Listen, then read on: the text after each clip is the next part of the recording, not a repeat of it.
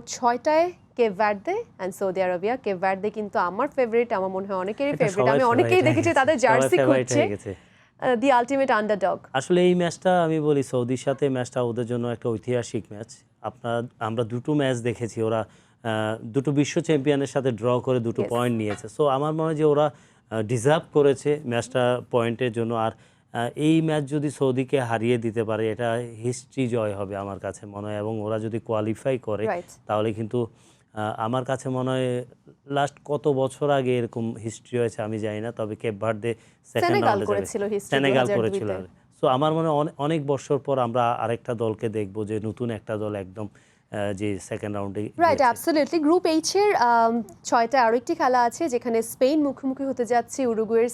Spain যদিও এখনো point টেবিলে শীর্ষে অবস্থান করছে, তাদের জন্য এই ম্যাচটি হারা বা জেতটায় খুব একটা পার্থক্য হবে না রাউন্ড অফ 32-তে যাবার। কিন্তু সমীকরণের কথা যদি বলি, স্পেন 4 পয়েন্ট নিয়ে পয়েন্ট টেবিলের শীর্ষে, উরুগুয়ে 2 পয়েন্ট, কেপ ভার্দেও কিন্তু 2 পয়েন্ট।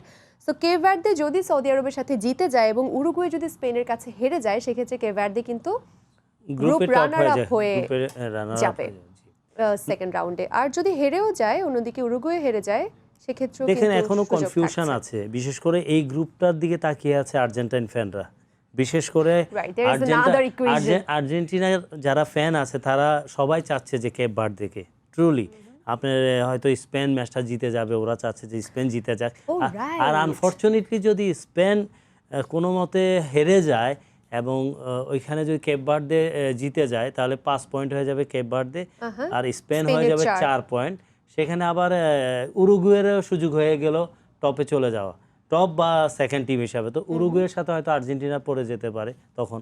সো এখানে কনফিউশন এখনও আছে, ম্যাচ না শেষ হওয়া পর্যন্ত আমরা এখনও কনফার্ম করতে পারবো না। তো আমার মনে হয় যে উরুগুয়ে এবং স্পেনের ম্যাচটা, দেখুন দুইটাই বিশ্ব চ্যাম্পিয়ন, কিন্তু উরুগুয়ের সবচেয়ে সমস্যা হলো তাদের সেই সুয়ারেজ নেই যে গোল গেটার ছিল। সো আমার মনে হয় যে এই ম্যাচটা স্পেন জিতে যাচ্ছে, আমি একদম শিওর।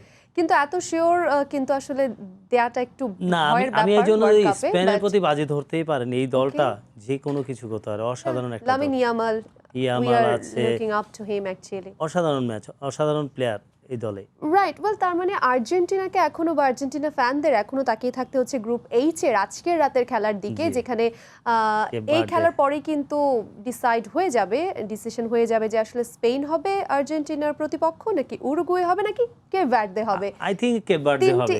কেপ ভার্দে আমি বলে দিলাম, যদি কেপ ভার্দে ম্যাচটা জিতে, যদি কেপ ভার্দে জিতে উরুগুয়ে হারে, সেক্ষেত্রে কিন্তু রানার আপ সৌদি আরবেরও সুযোগ আছে। আপনি দেখুন পয়েন্ট টেবিলটা দেখেন, সৌদি আরব যদি বাইসেন্স জিতে যায় ম্যাচটা, তাহলে সৌদি আরবের সাথে হয়তো আর্জেন্টিনা পড়বে। লাস্ট ওয়ার্ল্ড কাপে আমরা যেটা দেখলাম যে এই সৌদির সাথে হেরে আর্জেন্টিনা শুরু করেছিল।